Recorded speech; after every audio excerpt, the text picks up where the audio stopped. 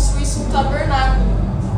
Isso por volta de 1450 a.C. Tudo foi especificado e detalhado a Moisés no Monte Sinai, sobre a planta, a disposição dos utensílios, dos materiais. E por volta do capítulo 25 ao 40 do livro de Êxodo, Moisés vai se dedicar totalmente na descrição do santuário. Tá? Ainda não. Como todo o povo estava morto espiritualmente, não tinha como Deus ele se comunicar com o povo da forma como eles estavam.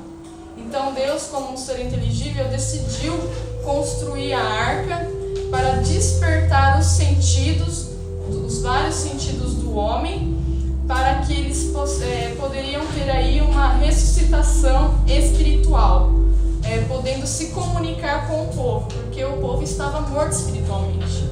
Então, da forma como estavam, não tinha como haver uma comunicação da forma como estavam. Bom, o tabernáculo, na verdade, ele é uma cópia de outro tabernáculo, que é o céu, e segue a tipologia de Cristo, pode mudar. Seu principal objetivo era adorar a Deus, simbolizava a presença de Deus e a glória do seu povo. Foi também um canal onde Deus se fazia presente e se comunicava com o seu povo. Tá? Pode passar. Pode passar. Bom, como a gente vê aqui, não sei se dá para vocês enxergarem, eu coloquei aqui o número 1, o número 2 e o número 3. Acho que está dando para enxergar? Sim. Eu coloquei a parte número 1, representava a parte exterior. Se você passar, obrigada. Representava a parte exterior. O número 2 ali, que é o altar de sacrifício, o número 2, e o número 3 ali, que tá ali na arca, o próprio tabernáculo. Então ele se dividia em 3 partes, tá? Bom, os materiais usados, eles são descritos em Êxodo, do capítulo 25, do versículo 1 até o 9, que foi o ouro, a prata, tecidos da cor azul, púrpura e a escarlata, o linho branco e a madeira de acácia, que eu vou falar mais para frente. Tá? A construção ela se deu por cerca aí de 8 quilos e 658 só de metais. Tá? A primeira oferta foi o ouro, tá? Com 1.269 quilos de puro ouro, que representava aí a glória de Deus. A segunda oferta era a prata, com 4 quilos e 350 gramas, que representava aí a redenção. E o bronze, que representava o juízo, tá? Bom, os tecidos. Os tecidos, aí que vocês estão vendo, é o azul, o púrpura e a escarlata. Tá? O azul ele representava o céu, tá? E eram finos fios de linho branco extraídos de um inseto, em específico um molusco, tá? Que produzia uma cor luminosa, uma cor diferenciada, tá? E esta ideia desta cor luminosa, ela dá uma sensação de que em breve os israelitas estariam com o Pai, ou seja, a eternidade, tá? Representando o céu, estariam com... Então, trazia essa a ideia. A cor púrpura, ela simboliza a realeza, Jesus, o rei, tá? Os hebreus, eles fizeram aí a junção de 2 cores. As 2 cores é o azul e a escarlata, né? Uma cor forte, intensa, onde representa Jesus, o rei dos reis. A escarlata, ela representa o sofrimento, a servidão. Ela também foi extraída de um inseto, em específico um inseto oriental, um verme, e não foi à toa, tá? Como é que era realizada a extração dessa cor? Eles esmagavam o verme, e esmagando este verme oriental saía-se um pozinho, e desse pozinho eles faziam então a coloração do tecido, tá? Que revela o sacrifício de Jesus, que é falado em Isaías 53:10. Ao Senhor agradou moê-lo. E também no Salmo 22:6, que é um salmo messiânico, onde o próprio Rei Jesus diz: eu sou o Verbo. Então, por isso, dá a ideia aí da cor escarlata. Bom, a gente vai falar agora das coberturas que cobrem o tabernáculo, tá? A gente vai falar da primeira cobertura, que está falando em Êxodo, capítulo 26, do 1 ao 6. Bom, como vocês veem aqui, a gente vê algumas, não sei se está dando para ver alguns querubins aqui no meio das imagens, e a gente vê a cor vermelha, o azul, o linho branco, e isso era entrelaçado, tá? E os querubins eram bordados. E por que disso tudo aqui? Tem uma representação para isso daqui. Deus pediu e ordenou para que o povo fizesse essa cobertura para que os sacerdotes, ao entrarem no local, lembrassem de que aquele lugar era santo ao olharem para os querubins, lembrando-se sempre de se santificarem, sempre de estarem procurando a santidade, tá? Que estava na entrada do santo lugar e no santíssimo lugar, ou no santo dos santos, tá? Ok. Então essa foi a primeira cobertura. A segunda cobertura foi feita com peles de cabra, e a gente está vendo aqui, ó, um entrelaçamento dividindo a cobertura ao meio. Isso também não foi à toa, tá? Deus ordenou para que Moisés fizesse desta forma. Por quê? Bom, como visto aí, eu posso dizer que em Levítico, capítulo 16, versículo 7 diz: ou seja, a ordem foi dada por Deus que separassem 2 bodes, tá? Então representa os 2 bodes que Jesus ordenou que separasse, e o primeiro foi sacrificado, pois sem o derramamento de sangue não haveria remissão. Então a primeira parte demonstrava isso. A outra parte que dividia a cobertura representa assim, que eles precisavam ir para o deserto para se livrar, tipo assim, do pecado. Não se livrar do pecado, mas longe dos seus pecados, tá? Isso significa que Deus ele poderia prover sobre aquele que se excluísse do pecado. Então isso representa essa divisão da cobertura e o entrelaçamento, tá? A terceira cobertura foi feita com peles de carneiro e tingidas de vermelho. Eu pesquisei e eu vi que a pele de carneiro ela não é vermelha, tá? Ela é uma cor meia parda, meia amarela, e depois ela foi tingida com essa tinta, com essa cor vermelha. Isso também tem um significado, tem uma tipologia para isso. Ou seja, essa foi uma das coberturas que não se teve aí muita descrição, nem muita medida, tá? Mas ela simboliza o seguinte: ela simboliza consagração e obediência. E ela foi feita desta forma, sem muito acabamento e tal, porque na verdade protegeria o tabernáculo das intempéries, ou seja, das várias ocorrências da natureza contra o tabernáculo, tá? E por que ela foi tingida? E o que isso representa? Jesus ele precisou vir ao mundo, se fazer de homem e anular-se a si mesmo. Ou seja, a pele de carneiro não era desta forma. Ela se anulou, ela passou a ser vermelha. Ou seja, por isso que simboliza a obediência. Jesus ele se anulou e veio ao mundo porque Deus ordenou que ele viesse ao mundo, ou seja, por obediência e consagração. Então isso representa, a cor vermelha representa isso. Ou seja, quando Jesus se anulou, a cor foi anulada. E depois de vermelho porque Jesus morreu por nós. ok? A quarta cobertura. A quarta cobertura ela não é de uma aparência muito agradável, também não tem muita medida, nem muita não há muita especificação sobre a quarta cobertura, porém também tem um significado para essa quarta cobertura.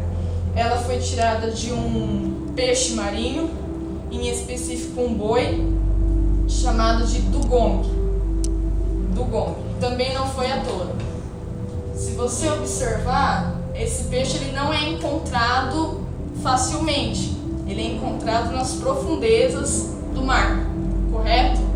Então é o seguinte, o que essa quarta cobertura representa para nós? Ela representa adoração, oração. Quanto mais nos aprofundamos a buscar a Deus, mais esplendor nós o encontramos. Então, é por isso que a quarta cobertura foi feita com a pele de um boi marinho, chamado dugong. Ok? Essas 4 coberturas, elas revelam as 4 faces de Jesus nos 4 evangelhos. A gente vê ali 3 imagens e a de trás a gente vê um boi, que representa o servo que é citado em Marcos. Depois à nossa esquerda a gente vê a águia, tá? que é citada em João, que é o Filho de Deus. À nossa frente, o leão, que é falado em Mateus, que ele é o nosso rei. E à nossa direita, ele é o homem, que é citado em Lucas, né? Vamos lá. O átrio exterior. Bom, o tabernáculo, ele tinha uma dimensão muito grande, uma extensão muito grande, com cerca de 150 metros e por 2,5 de altura. Então a sua extensão ela não era pequena, ela era grande. E este átrio exterior era a única porta de entrada de todo o tabernáculo, tá? Seja um sacerdote, seja um levita, um pecador buscando arrependimento pelos seus pecados, todos entravam pela mesma porta. Essa era a porta, tá? Isso tudo exceto a porta, tá? Esse é o altar de sacrifício, que foi ilustrado na segunda imagem como o terceiro tópico, o segundo tópico. Aqui a gente vê que a gente tem 4 travessas, né? E no centro era onde eles amarravam o animal ali. Eles amarravam o animal morto já, e nessas travessas escorria o sangue, tá? Escorria o sangue nessas travessas. E por que então? Para o resgate e o pagamento, para o perdão do pecador. E é engraçado que esse altar de sacrifício, ele foi feito com uma madeira chamada acácia. Acácia, e depois ela foi revestida de bronze, que a gente citou lá atrás, que o bronze ele representa a redenção. Por que que ele foi feito com essa madeira de acácia?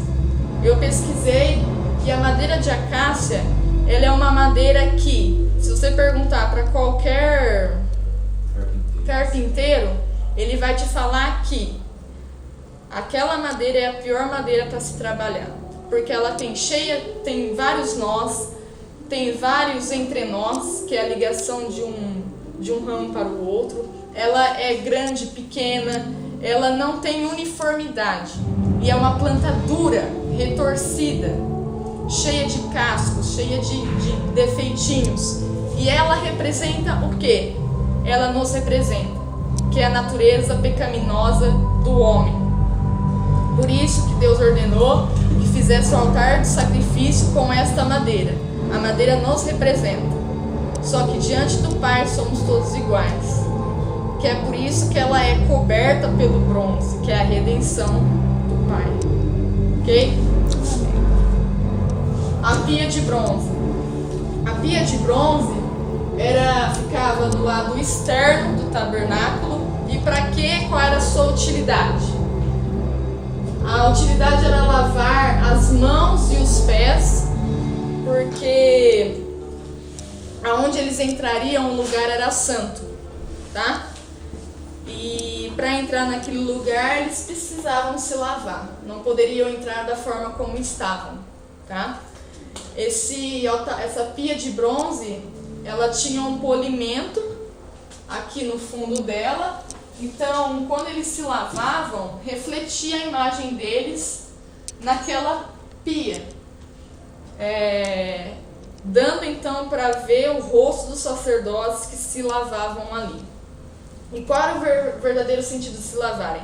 As mãos, porque eles faziam tudo com elas e representa o trabalho, o ministério. Então a gente precisa dar a ideia de que precisa se lavar por causa desse propósito. E os pés, porque eles iam em todos os lugares. E o lugar onde eles estavam pisando era um lugar santo. Então eles precisavam se lavar. Era necessário que os seus andares fossem santos diariamente. Ok? O santo lugar. O santo lugar, como vocês veem aqui, a gente tem 5 colunas, né? Cada coluna aqui tinha cerca de 5 metros de altura, sustentados no chão. E vocês veem aqui que a gente tem uma base de bronze, tá? Tem um significado para isso também. Essas 5 colunas, elas eram revestidas de ouro, tá? E as bases eram de bronze. E por trás dessas colunas tinha-se também uma cortina, tá? Que era sustentada pelas próprias colunas, tá? Essas colunas, elas significam os 5 ministérios que Jesus deixou para nós aqui, que é citado em Levítico, capítulo 4, do 11 ao 14, que diz: e ele mesmo concedeu um para evangelistas, outros para profetas, outros para pastores, mestres. Ou seja, cada coluna ali representa um ministério, ok? E não basta apenas um ministério, ok? Ou seja, as colunas representam um ministério e essas bases de bronze, elas também nos representam algo. As colunas, elas revelam o sacrifício, a entrega e a aprovação de Deus. Não basta apenas você ter um ministério, é necessário você ter o sacrifício, a entrega e ser aprovado pelo fogo de Deus, tá? Bom, no santo lugar, a gente já entra então agora dentro do tabernáculo, tá? Dentro do tabernáculo existiam aí 3 peças que se destacavam: a mesa dos pães da proposição, o candelabro e o altar de incenso, tá? Que é essa parte daqui pra cá, que é o santo lugar. Esse lugar a gente vai falar depois. Então vamos lá. O primeiro que eu vou falar é a mesa dos pães da proposição, que é essa daqui. Elas nos revelam 3 coisas importantes. Quais são elas? Os pães sobre a mesa, ela representa que Jesus é o pão da vida, tá? O segundo, os pães, eles não tinham fermento, não tinham composto, que significa sem pecado, sem sujeira, sem composto. E, por último, a mesa representa a comunhão, que deveria ser mantida a qualquer custo, tá? Depois a gente tem ali o candelabro. O candelabro, a gente nota ali na imagem que tem 7 luminárias com 7 espaços cheios de azeite. Deus ordenou para os sacerdotes que mantivessem essas luminárias sempre cheias, de azeite para que mantivessem elas sempre acesas. Isso diariamente, como diz em Levítico, capítulo 24, versículo 2, que diz: ordena aos filhos de Israel que te tragam azeite puro de oliveira batido para o candelabro, para que haja lâmpada acesa continuamente. E o altar de incenso. Notem que o altar de incenso, ela está num lugar específico, um lugar muito bacana, porque ela tá no meio do tabernáculo, ou seja, é a única peça aqui que se diferencia dos outros, porque ela está à frente desta outra peça que eu vou falar mais adiante, e tem um motivo do porquê também ela estar aí. Este altar de incenso, ela revela um mistério. E esse mistério é a sua localização. Ela ficava à frente da cortina que separava o lugar do Santo dos Santos. Eles utilizavam a brasa que era retirada do altar de sacrifício e colocavam aqui. E ela revela o mistério de Jesus como nosso intercessor, onde nossas súplicas elas estarão sempre diante de Deus, ou seja, diante de Deus, o lugar santíssimo, à frente do lugar santíssimo, diante de Deus. É isso que representa a sua localização ali, que separava o lugar do lugar santo e o lugar santíssimo, ok? Ou seja, ela revela então que Jesus é o nosso intercessor, e onde nossas súplicas estarão sempre diante de Deus, onde diz em Salmo 141, 2: suba a tua presença a minha oração como incenso, e seja o erguer de minhas mãos como oferenda vespertina. Ok? E agora o lugar santíssimo. Eu posso dizer para vocês que esse era o principal local de todo o tabernáculo. Era a verdadeira existência de todo o santuário, o santíssimo lugar. Era onde Deus se encontrava com o ser humano, tá? E detalhe, não era qualquer pessoa que entrava nesse local aqui. Nesse local aqui entrava o sumo sacerdote, que era o principal sacerdote. Ele entrava, porém, uma vez por ano, onde só depois de oferecer o sacrifício, onde realizava no altar de sacrifício, onde escorria ali, como eu mostrei ali nas travessas do altar de sacrifício, escorria o sangue. Só depois disso, então, lavado as mãos e os pés, escorrido todo o material, que eles poderiam então entrar e derramar ali no altar de sacrifício e oferecer sobre o propiciatório. Ok? Que é aquela peça ali.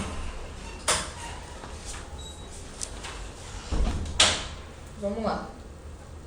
A Arca do Testemunho.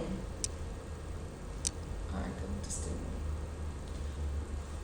Bom, no Santíssimo Lugar havia-se apenas uma única peça. Essa única peça é a Arca do Testemunho, que estava dentro do lugar do Santo dos Santos, tá? Também foi feita com a madeira de acácia, o mesmo material utilizado, feito na peça do altar de sacrifício, e foi feita com a madeira e também revestida de ouro, que representa a glória de Deus, como citado ali atrás.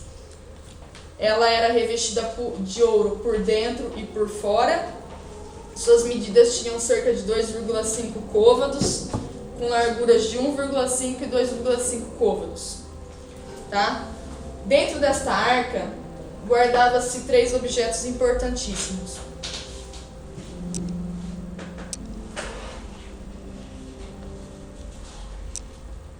A gente vê ali três objetos: as tábuas da lei, o pote com o maná e a vara de Arão. Por que Deus pediu então que guardasse aí esses 3 objetos na arca? Primeiro, as tábuas, elas foram feitas em Israel, que haviam sido quebradas. E o Senhor, ele renovou então esses votos com o povo israelita e ordenou que as guardassem na arca como testemunho. Por isso que o nome se dá a Arca do Testemunho, como diz em Deuteronômio, capítulo 10, versículo 5. Depois o pote de maná. Esse pote de maná representa o quê? Simboliza a fidelidade de Deus com o povo israelita. Por quê? Porque durante os 40 anos de peregrinação no deserto, Deus proveu aquele povo e não deixou faltar nada. Nada faltou àquele povo. Ou seja, nosso Deus queria mostrar aqui para esse povo que Ele é a provisão e que em todos os dias, enquanto nós vivermos, Ele é o pão que desceu do céu. Como diz em João, capítulo 6, versículo 32. Em verdade vos digo, não foi Moisés quem vos deu o pão da vida. O verdadeiro pão do céu, meu Pai, é quem vos dá. E o terceiro objeto aqui é a vara de Arão. Se vocês notarem na imagem, eu fiz questão de pegar a imagem com ela está cortada, e mesmo cortada ela ainda brotou aqui uma folha verde. Também não foi à toa, tá? Por quê? Porque demonstra a ressurreição de Jesus, tá? Ou seja, aquele que estava morto, venceu a morte e ressuscitou. Assim é a vara de Arão, que mesmo depois de cortada, ela ainda voltou a florescer. Assim como diz em João, capítulo 11, versículo 25. Eu sou a ressurreição e a vida. Quem crê em mim, ainda que morra, viverá. Isso é o que se guardava então dentro da arca, chamada de testemunho, a arca do testemunho. E depois a gente falou da arca, né? E por último, a gente vai falar agora da tampa. A tampa que chama o propiciatório. O nome dessa tampa é propiciatório, a arca ou propiciatório. Ou seja, vamos lá. Acho que eu me perdi aqui. Bom, ela também é diferente da arca. A arca foi feita com a madeira de acácia. A tampa não foi feita com madeira de acácia. A tampa, o propiciatório, foi feito com puro ouro, que representa a glória de Deus.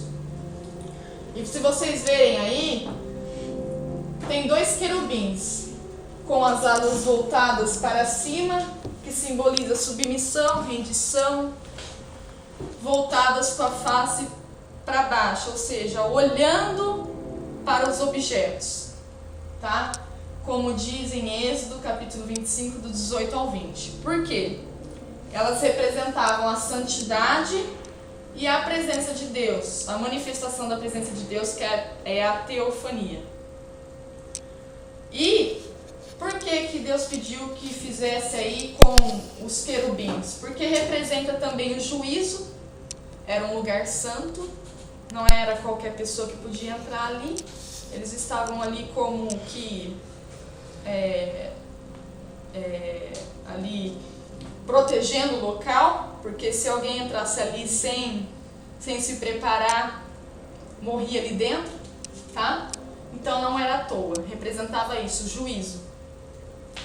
E qualquer outra pessoa não autorizada que se aproximasse sem o derramamento de sangue feito pelo sumo sacerdote, então acontecia isso, ele morria ali dentro, tá? Esse instrumento representa então Jesus, onde sempre estará entre o Deus Santo e o homem. O sangue colhido do sacrifício que era feito no altar de sacrifício cobria todo e qualquer pecado de Israel, onde também nos faz lembrar que Jesus também derramou o seu sangue por nós, nos cobrindo de todo pecado, nos purificando e cancelando qualquer pecado, qualquer erro, permitindo então ter uma nova e firme aliança e comunhão com o nosso Pai, o nosso Deus.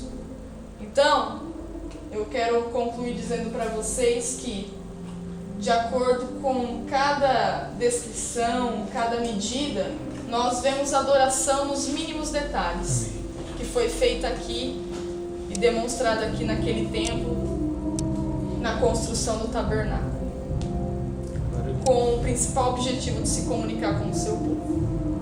É isso. Glória a Deus.